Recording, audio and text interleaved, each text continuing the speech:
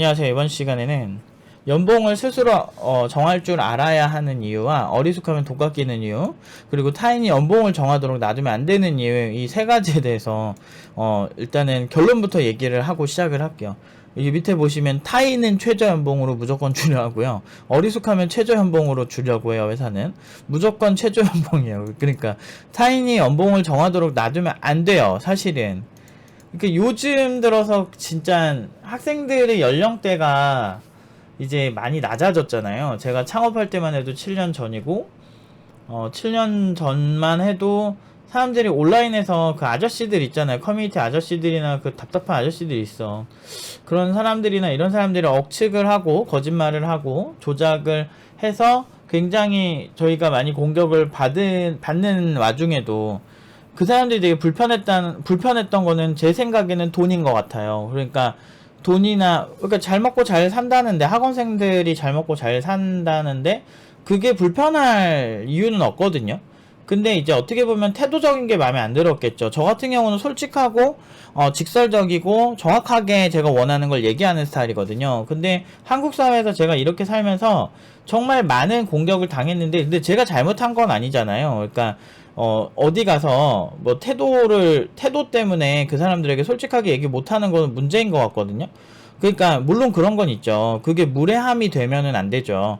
근데 어느 정도 선에서, 예를 들면 솔직하게 뭐 내가 한 사례를 얘기해주면, 제가 옛날에 회사에서 필요한 거 있냐 물어보는 거예요. 그래서 제가 전에 다니던 회사에선 태블릿 사면 절반 정도는 회사에서 지원을 해줬다. 그러니까 그런 제도를 만들면 좋겠다. 왜냐면 무엇이든 얘기하라고 그랬거든. 근데 그거 얘기했더니 되게 꼰대 있었어요. 되게 꼰대인 어떤 사람이 그 임원 중에 되게 불편한 기색을 하면서 막 헛기침하고 그러는 거야. 물어보지 말든가. 그러니까 이런 것들이 저한테는 현대 생활을 하면서 정말 힘들었던 것 중 하나였거든요.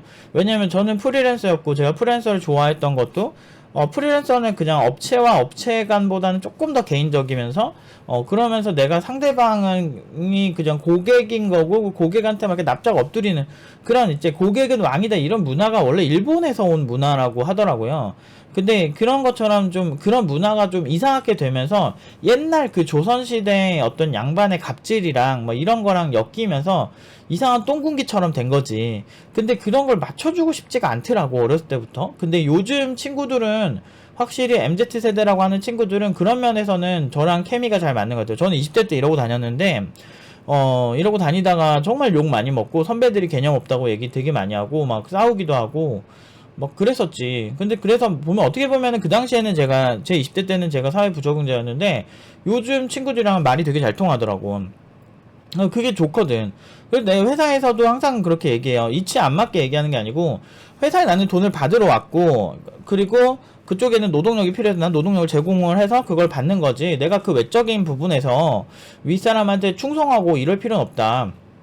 기본적으로 충성하는 문화가 생긴 이유가, 평생 직장에 어떤 그 패러다임이 있던 80년대, 90년대 그런 지금 할아버지 되신 분들이 한창 이제 뭐 3, 40대 일하시던 그런 문화잖아요. 근데 그런 똥군기 문화랑은 완전 기본적으로 다르죠. 우리나라 군기 문화 자체도 사실 일본식 군대 문화를 차용을 해서 생기게 된 문화거든요.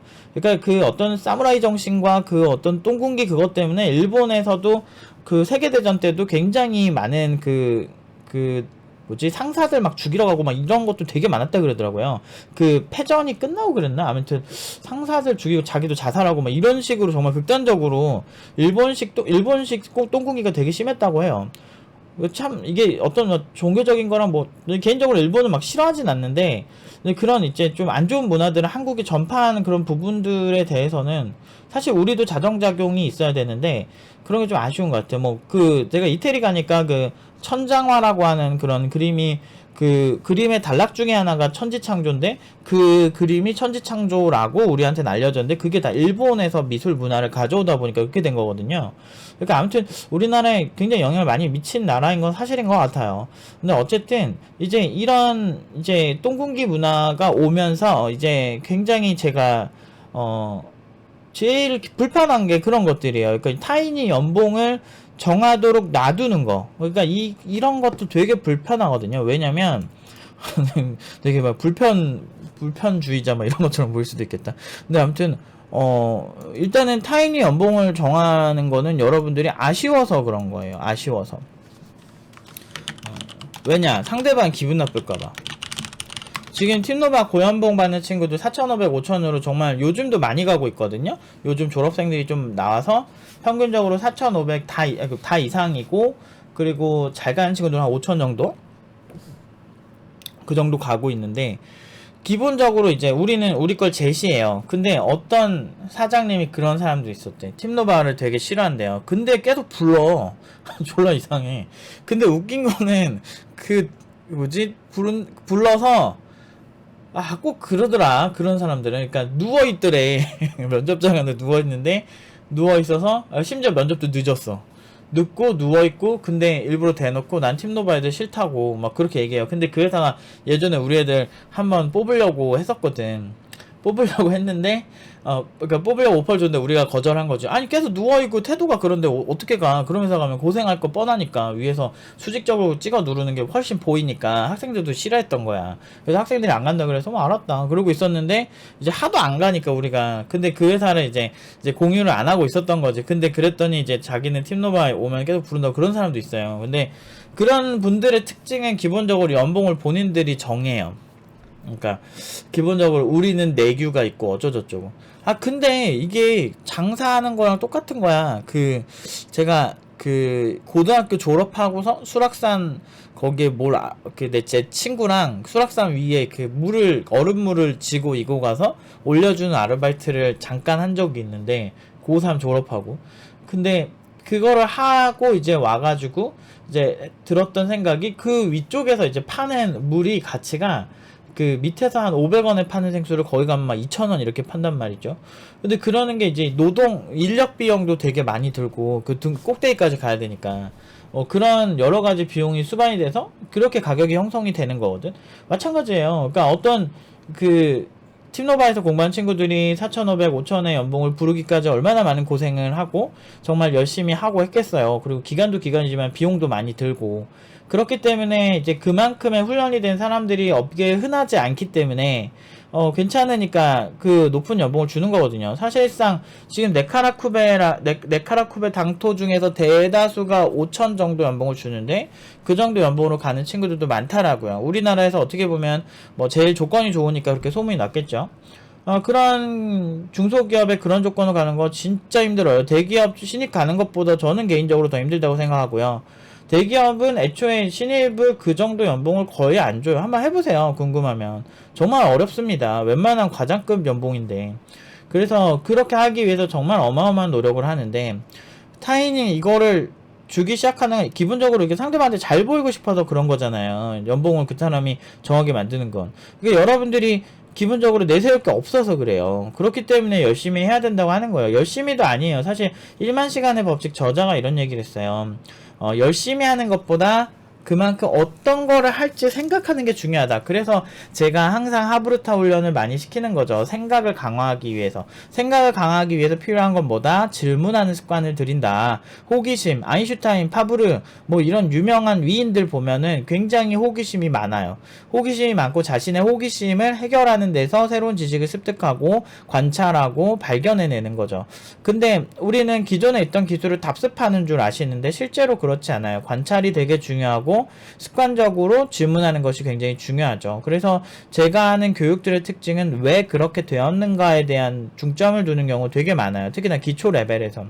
이런 게 수반되지 않으면 다시 학원에 오는 거죠. 그러니까 이 왜라는 습관을 들이는 게 굉장히 중요하거든요, 사람은. 그래서 그런 거가 잘 들면 기본적으로 이제 고기를 잡는 게 아니고 어떤 환경에 가서든, 정글의 법칙 보시면 아시겠지만 옛날에 김병만이 사막에 갔을 때 사막 주변을 엄청나게 관찰을 하듯이 관찰이 중요해요. 정글에 가면 주변 지형이 어떻게 되고. 근데 이거는 김병만 말고 내셔널 지오그래픽 무슨 이런 채널에서 보면은 되게 이렇게 극한 곳에서 살아남는 법 해가지고 근처를 이렇게 전문가들이 돌아보죠.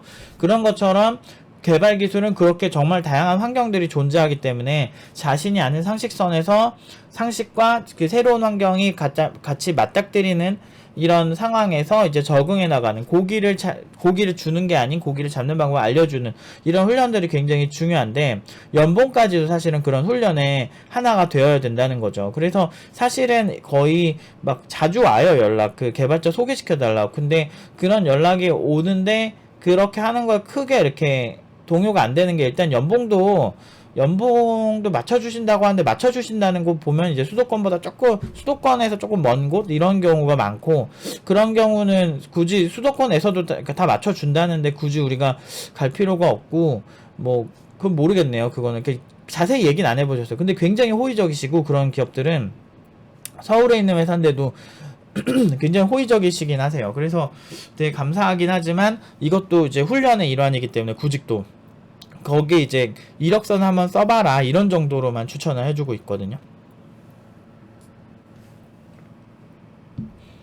어쨌든 그들이 정하게 놔두는 건 내가 아쉬워서예요. 근데 이제 상대방이 아쉽게 만들면 되죠. 상대방이 아쉽게 만드시면 되는데 그게 쉽냐고.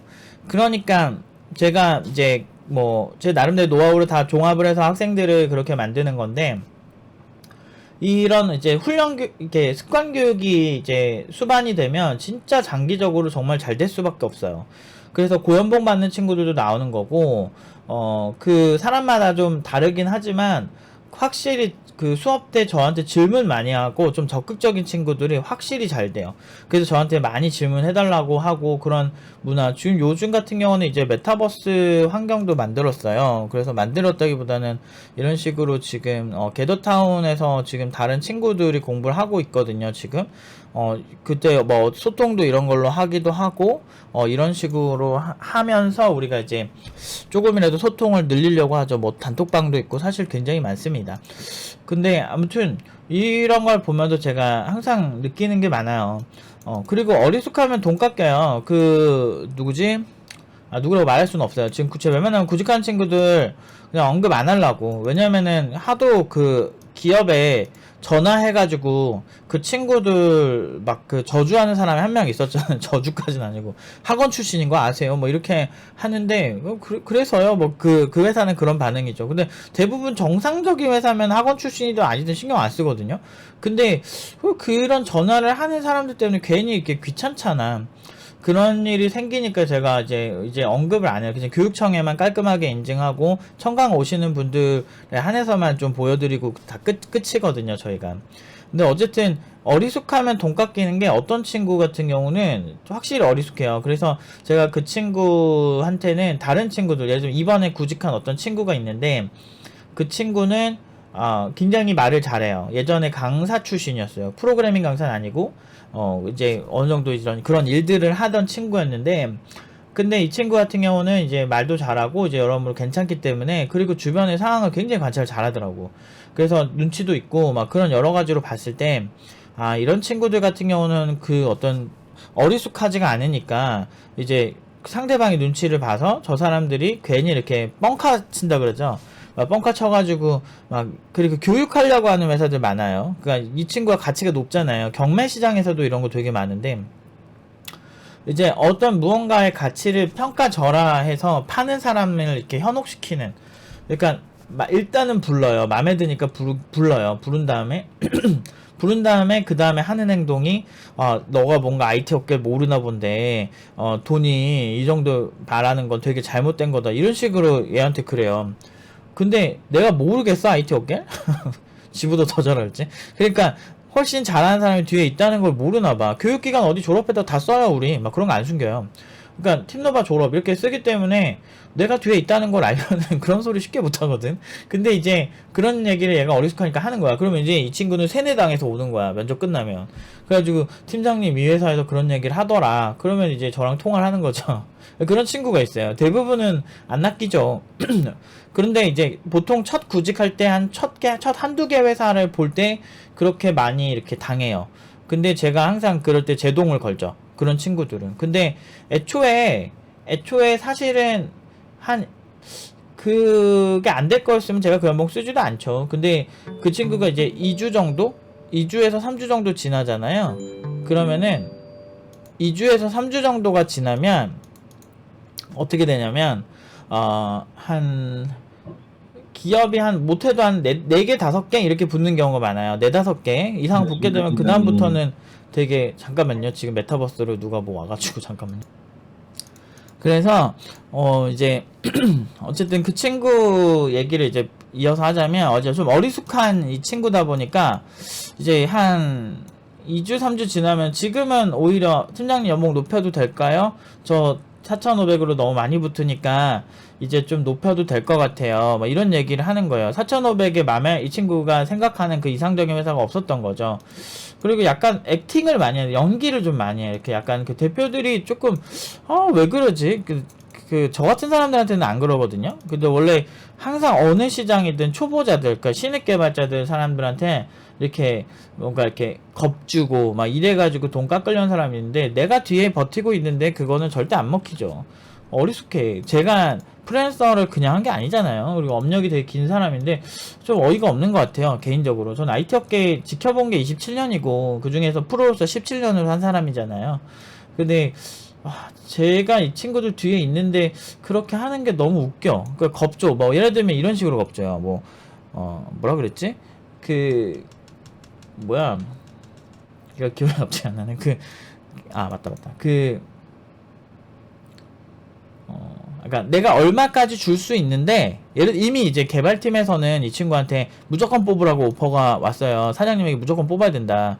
근데 막 이런 식으로 얘기해요. 돈 줄 거면 깔끔하게 주면 되는데 그냥 내가 얼마를 더 줄 수도 있는데 그거 주면은 내가 생각이 달라질 것 같아. 뭐 이런 식으로 얘기하는 회사도 있었어요. 그런 식으로만 안 했으면 그 개발자분들 너무 괜찮아가지고 그 친구가 거기 가고 싶다고 했는데 대표님이 그렇게 얘기를 하시니까 거기서 이 친구가 조금 어떻게 해석해야 될지 모르겠다는 거예요. 그래서 제가 그런 경우에는 이런 경우에는 너를 갖고 좀 이렇게 시험하는 것 같다. 얼마까지 줄 수 있는데 달라진다. 근데 그런 것들을 되게 우회해서 너에 대한 어떤 돈에 대한 부정적인 태도를 보여주는 건 뭐 개인적인 생각입니다.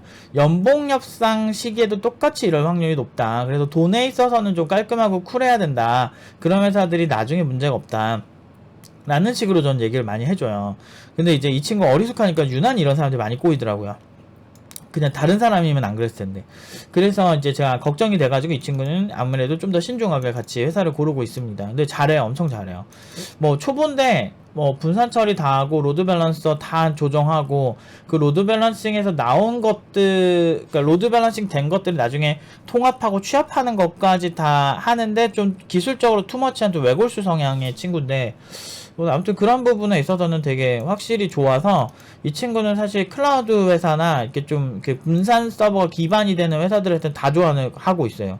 근데 이런 친구 이렇게 좀 특화시켜서 키운 친구도 있는데 아무튼 어쨌든 결론은 그겁니다. 연봉을 스스로 정할 줄 아셔야 돼요. 근데 이게 지금 시장 가격이 얼마니까 어떻게 팔아야 된다. 뭐 부동산도 아니고, 그리고 부동산도 내가 많이 받고 싶으면 많이 받아도 되는 거예요. 그게 부동산의 특징이에요. 내가 부르고 싶은 건 시장 경제 기본적으로 적응하셔야 돼요. 내가 얼마 이런 식으로 내가 부를 줄 알아야 한다. 이거를 기반으로 생각을 하시는 게 여러분들 인생에 굉장히 도움이 된다라는 말씀을 드리면서 영상을 마치도록 하겠습니다. 이제 강의 들어가야 돼서 여기까지 하도록 하겠습니다.